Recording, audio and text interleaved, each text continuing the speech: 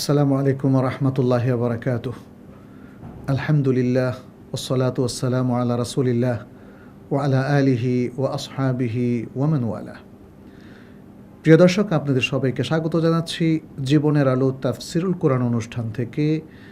আমরা আল্লাহ শুকরিয়া আদায় করছি যে তার কালামুল্লাহ থেকে আমরা আপনাদের সাথে কিছু গুরুত্বপূর্ণ বিষয় শেয়ার করতে পারছি।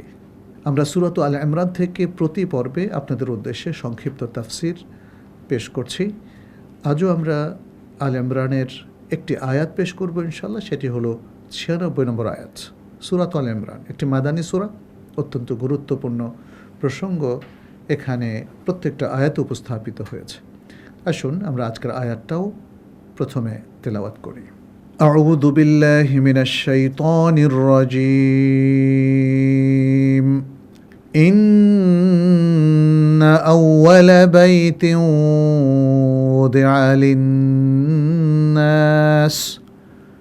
وضع للناس للذي ببكة مباركا وهدى للعالمين। প্রথমেই শব্দার্থ পেশ করছি। আল্লাহ সুবহানাহু ওয়া তাআলা বলছেন, ইন্না নিশ্চয়ই, আউওয়ালা প্রথম, বাইতিন ঘর, উদিআ তৈরি করা হয়েছে, নির্মাণ করা হয়েছে, লিন্নাস মানুষের জন্যে।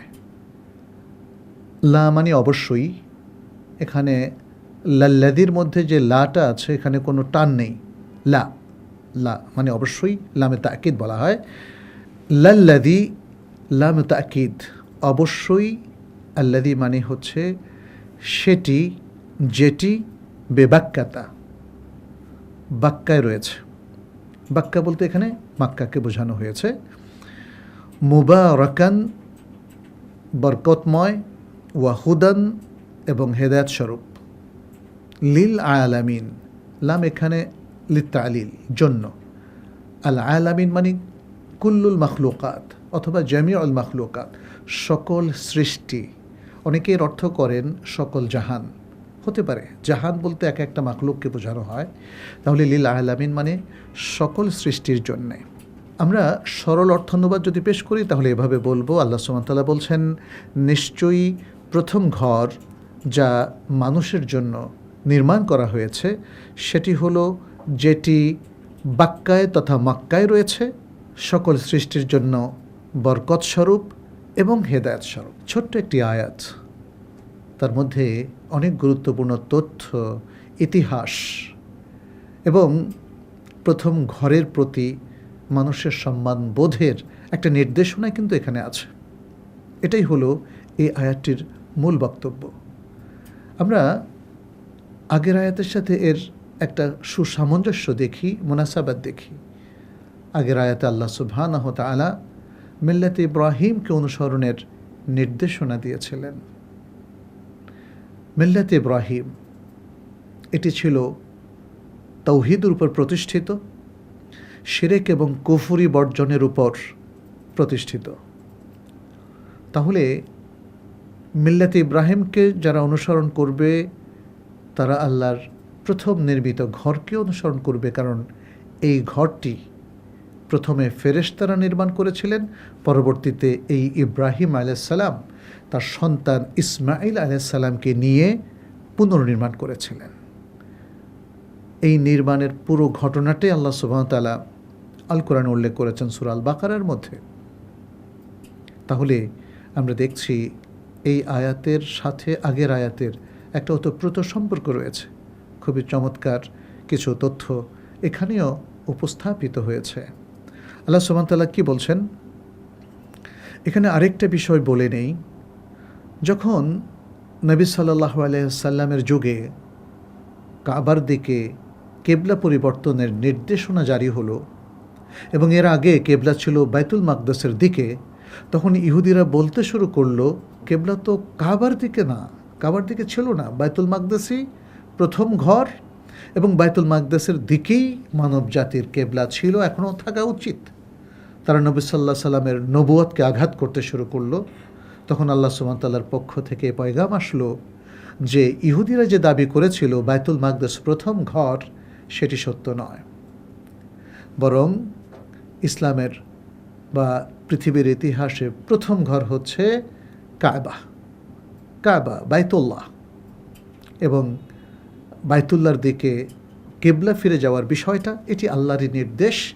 এখানে নবী সাল্লাল্লাহু আলাইহি সাল্লামের একার কোনো বক্তব্য বা নির্দেশনা ছিল না। তার মানে হচ্ছে আল্লাহ সুবহানাহু ওয়া তাআলা এখানেও ইহুদিদের চক্রান্ত এবং তাদের মিথ্যাচারকে তুলে ধরলেন যে তাদের দাবি সঠিক নয়, সঠিক হচ্ছে বাইতুল্লাহ তথা আল কাবা। এটি হচ্ছে পৃথিবীর প্রথম নির্মিত ঘর। আর ইতিহাস তুলে ধরেছিলেন আবু হাইয়ান তার তাফসির আবু হাইয়ানের মধ্যে। আল্লাহ সুবহানাহু ওয়া তাআলা বলছেন, ইন্না আউওয়ালা বাইতিন উদিআ লিন-নাসি লাল্লাযী বিবাক্কাতা মুবারাকান ওয়া হুদাল লিল আলামিন। এই আয়াতের তাফসিরে অনেক উলামায়ে কেরাম খুব চমৎকার লিখেছেন। এর মধ্যে ইমাম তাবারি, ইমাম ইবনে কাসির, আল ওয়াহিদি এবং আরও অনেক মুফাসসিরিনে কেরাম। তারা বলছেন যে আউওয়ালা বাইতিন উদিআ লিন-নাস, অর্থাৎ ইন্না আউওয়ালা বাইতিন উদিআ লিজামিইন নাস, পৃথিবীর সকল মানুষের জন্য এই ঘরটাকে প্রথম নির্মাণ করা হয়। তো কেন, থাকার জন্য নাকি অন্য কোনো উদ্দেশ্যে? মুফাসসিরিনে কেরাম বলেন লিইবাদাতিল্লাহি ওয়াহদাহু সুবহানাহু ওয়া তাআলা, একমাত্র আল্লাহর ইবাদত করার জন্যে। কিভাবে তারা ইবাদত করবে? এই প্রসঙ্গে তারা বলেন ফায়াতুফুন ওয়া ইয়াতাকিফুন ওয়া ইউসাল্লুন। তারা বলছেন বাইতুল্লাহর তওয়াফের মাধ্যমে এর ইবাদত করবে। তওয়াফ আর কোনো মসজিদে তওয়াফ কিন্তু ইবাদত নয়, বাইতুল্লাহর তওয়াফটা ইবাদত। তারা এখানে ইতিকাফ করবে, সেটি কোরআনের অন্য আয়াতে বর্ণিত হয়েছে। তারা এখানে সালাত পড়বে, ওয়াত্তাখিযু মিন মাকামি ইব্রাহিমা মুসাল্লা, এইভাবে বিভিন্ন আয়াতে এই নির্দেশনাগুলো এসেছে। তাহলে বাইতুল্লাহকে ঘিরে মুসলিম উম্মাহ আগে পরে সবারই ইবাদতের একটা হৈ হৈ রই রই বিষয় ছিল। আমরা দেখেছি ইব্রাহিম আলাইহিস সালাম, ইসমাইল আলাইহিস সালাম, তারাও বাইতুল্লাহকে ঘিরে একটা ইবাদতের সুন্দর আল্লাহর নির্দেশে, আমি আবার বলি, আমরা দেখেছি যে ইব্রাহিম এবং ইসমাইল আলাইহিস সালাম বাইতুল্লাহকে ঘিরে অনেকগুলো ইবাদতের কথা তারা উল্লেখ করেছেন। সেখানে রুকু, সেজদা, সালাত, তাওয়াফ ইত্যাদি নানা ইবাদতের কথা বলা হয়েছে। তো তাহলে এখানে এই প্রথম ঘরটা বানানোই হয়েছে আল্লাহর ইবাদতের মার্কাজ তৈরি করার জন্য, অর্থাৎ ইবাদতের কেন্দ্র তৈরি করার জন্য। সেটি প্রথম থেকে ছিল, আজও আছে।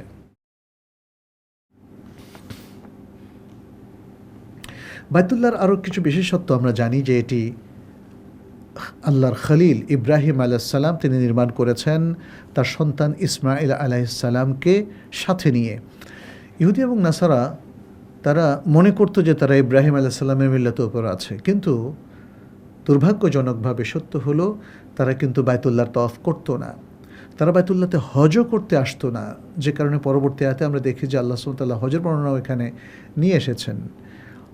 অথচ এটা আল্লাহর প্রথম ঘর হওয়ার কারণে এটা ছিল বরকতময়, এটা ছিল সারা পৃথিবীর বিশ্বজাহানের সকলের জন্যে এটা ছিল হেদায়েতের জায়গা। কারণ এখানে হজ, এখানে উমরা, এখানে তাওয়াফ, এখানে সাঈ, এখানে মিনা, মুজদালিফা এবং আরাফার মতো অত্যন্ত পবিত্র সব আমাকিনে মুকাদ্দাসা পবিত্র জায়গাগুলো ছিল, যেখানে ওকুফের মধ্য দিয়ে বান্দা ইবাদতের আরও চমৎকার সব সুযোগগুলো পেত।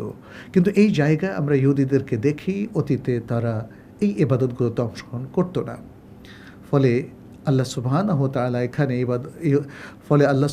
এখানে এই প্রসঙ্গগুলো নিয়ে আসলেন ইহুদিদের বিরুদ্ধে এই সত্যটা উপস্থাপন করার জন্যে যে ইসলামের এবং ইব্রাহিমের মিল্লাতে অনেক কিছুই তারা স্বীকার করতো না। এমনকি এটি যে কিবলা হিসাবে সর্বশেষ স্বীকৃতি পেয়েছিল সেখানেও তাদের ঘোর আপত্তি ছিল। এখানে একটা হাদিস আবু যর আল গিফারি রাদিয়াল্লাহু তাআলা আনহু থেকে ইমাম বুখারী এবং মুসলিম বর্ণনা করছেন। তিনি নবী সাল্লাল্লাহু আলাইহি ওয়াসাল্লামকে জিজ্ঞেস করেছিলেন, ইয়া রাসূলুল্লাহ আইয়ু মাসজিদিন উদিআ ফিল আরদি আউয়াল, হে আল্লাহ রাসূল, দুনিয়াতে এই জমিনের মধ্যে প্রথম মসজিদ কোনটি যেটি নির্মাণ করা হয়েছিল? ক্বালা আল মসজিদুল হারাম, নবী সাল্লাল্লাহু আলাইহি ওয়াসাল্লাম বললেন আল মসজিদুল হারাম। ক্বালা কুলতু থুম্মা আই, তখন আবু যর বললেন যে আমি তখন জিজ্ঞেস করলাম তারপরে কোন মসজিদটি তৈরি হয়েছিল? ক্বালা আল মসজিদুল আকসা, তিনি বললেন আল মসজিদুল আকসা। কুলতু কাম কানা বাইনাহুমা, এই দুটো মসজিদের মধ্যে দূরত্ব কত, অর্থাৎ সময়ের দূরত্ব কতদিন ছিল? ক্বালা আরবাউনা সানা, নবী সাল্লাল্লাহু আলাইহি ওয়াসাল্লাম বললেন 40 বছর। তুম্মা আইনামা আদরাকাতকা সালাতু বাদু, এরপর যখনই কোথাও সালাত তোমাকে পেয়ে বসবে, অর্থাৎ সালাতের ওয়াক্ত হয়ে যাবে, ফাসাল্লিহি, তাহলে তুমি সালাত পড়ে ফেলবে। ফা ইন্নাল ফাদলা ফিহ, কারণ এই সালাত পড়ার মধ্যেই রয়েছে ফজিলত। এই হাদিসের মধ্যে আমরা যেটা দেখি, পৃথিবীর ইতিহাসে প্রথম আল্লাহর ঘর কোনটি তৈরি হয়েছিল সেটা ক্লিয়ার করে বলা হয়েছে, সেটি হলো আল কাবা, বাইতুল্লাহ, এবং তারপরে তৈরি হয়েছে আল মসজিদুল আকসা। ইহুদিরা যেটাকে প্রথম ঘর হিসাবে দাবি করছে, কিন্তু সেই দাবিটা সত্য নয়, কারণ আল মসজিদুল আকসা সেটি তৈরি হয়েছিল আল মসজিদুল হারামের 40 বছর পরে, যেটি এখানে নবী সাল্লাল্লাহু আলাইহি ওয়াসাল্লাম স্পষ্ট করলেন। এবং আপনারা জানেন যে হাদিসটা অত্যন্ত বিশুদ্ধ, কারণ এটি সহিহ বুখারী এবং সহিহ মুসলিমের মধ্যে বর্ণিত হয়েছে। প্রিয় দর্শক, এই ডিসকাশন থেকে আমাদের সামনে বেশ কয়েকটা জিনিস স্পষ্ট হয়, যেগুলোকে আমরা শিক্ষা হিসাবে এখানে উপস্থাপন করছি। এক, পৃথিবীর প্রথম আল্লাহর নির্মিত ঘর হচ্ছেন আল কাবা, যেটাকে আমরা মসজিদুল হারাম বলি। 2, আল মসজিদুল আকসা পৃথিবীর প্রথম নির্মিত ঘর নয়। 3, আল মসজিদুল আকসা কাবার 40 বছর পরে নির্মিত হয়েছিল। 4, আল মসজিদুল হারাম বা আল কাবা এটি বরকতময় একটি ঘর। 5, আল্লাহর ঘর আল মসজিদুল হারাম এটি সারা জাহানের সবার জন্যেই হলো কেবলা এবং হেদায়েতের জায়গা।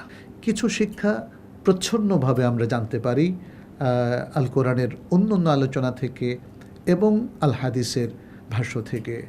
প্রিয় দর্শক, আসুন এই আলোচনা থেকে আমরা সহজেই বুঝতে পারলাম আল মসজিদুল হারাম এবং পৃথিবীর প্রথম ঘর আমাদের অতীব সম্মানের জায়গা। এর প্রতি সম্মান প্রদর্শন করেই আমাদের ইবাদতগুলো করতে হবে। বিশেষ করে এখানে যে তাওয়াফ হয়, সাই হয়, এখানে যে আরও অন্যান্য কাজগুলো হয়, সেগুলো এই মহান স্থানটির সম্মান এবং মর্যাদার প্রতীক। আমরা যেন কখনোই মসজিদুল হারামের মর্যাদাকে ক্ষুণ্ণ না করি, বরং মসজিদে হারামে যাওয়ার একটা আকাঙ্ক্ষা পোষণ করি, এর তাওয়াফের মধ্য দিয়ে আল্লাহর নৈকট্য অর্জন করি। আল্লাহ আমাদের সবাইকে তৌফিক দান করুন। হাদা সাল্লাল্লাহু ওয়াসাল্লাম আলা নবিয়ানা মুহাম্মদ ওয়া আলা আলিহি ওয়া আসহাবিহি আজমাইন। আসসালামু আলাইকুম ওয়া রাহমাতুল্লাহি ওয়া বারাকাতুহু। ذلك الكتاب لا ريب فيه هدى للمتقين